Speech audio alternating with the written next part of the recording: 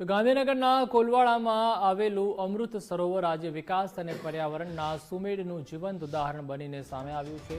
જ્યાં 8.47 કરોડના ખર્ચે વિકસિત થયેલું આ સરોવર અગાઉ ડમ્પિંગ સાઇટ તરીકે ઓળખાતું હતું, પરંતુ મુખ્યમંત્રી શ્રી ભૂપેન્દ્રભાઈ પટેલના માર્ગદર્શન હેઠળ તેને 1.10 લાખ ચોરસ મીટરના વિશાળ અને આકર્ષક પિકનિક સ્પોટમાં રૂપાંતરિત કરવામાં આવ્યું છે.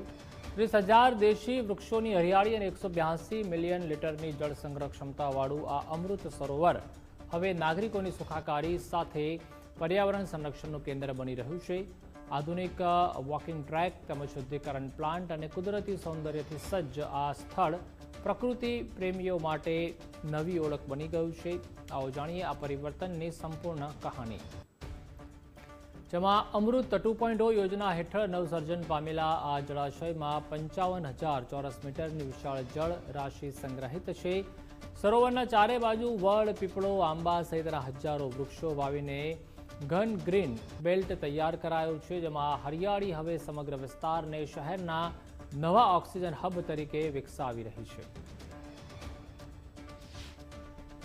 આ કોલવડાનું અમૃત તળાવ ખૂબ જ નાજુક હાલતમાં હતું. આ તળાવને અમૃત 2.0 અંતર્ગત એને વિકસાવવામાં આવ્યું છે. આ તળાવની જે પાણીની જે સંગ્રહ ક્ષમતા છે એ 14 કરોડ કિલોલીટરની કરવામાં આવી છે. આ તળાવને સમાંતર એની પાળ ઉપર કુલ 30,000 જેટલા ઝાડ વાવવામાં આવ્યા છે. આ તળાવ 12 માસ પાણીથી ભરેલું રહે એટલા માટે 3 MLDનો ટર્શરી ટ્રીટમેન્ટ પ્લાન્ટથી એને 365 દિવસ ભરવાની સુવિધા ઊભી કરવામાં આવેલી છે.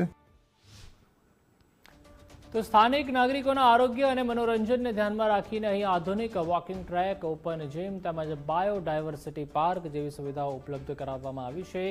સરોવરની સ્વચ્છતા જળવાઈ રહે તે માટે અદ્યતન વોટર ટ્રીટમેન્ટ પ્લાન્ટ પણ કાર્યરત છે. આ સમગ્ર આયોજનનો સીધો લાભ કોલવડા અને રાંધેજા વિસ્તારના રહીશોને મળી રહ્યો છે. વોકિંગ કરવા માટે વોકિંગ સ્ટ્રીટ બનાવેલી છે. અહીંયા બેસવા માટેના બોકડા પણ છે.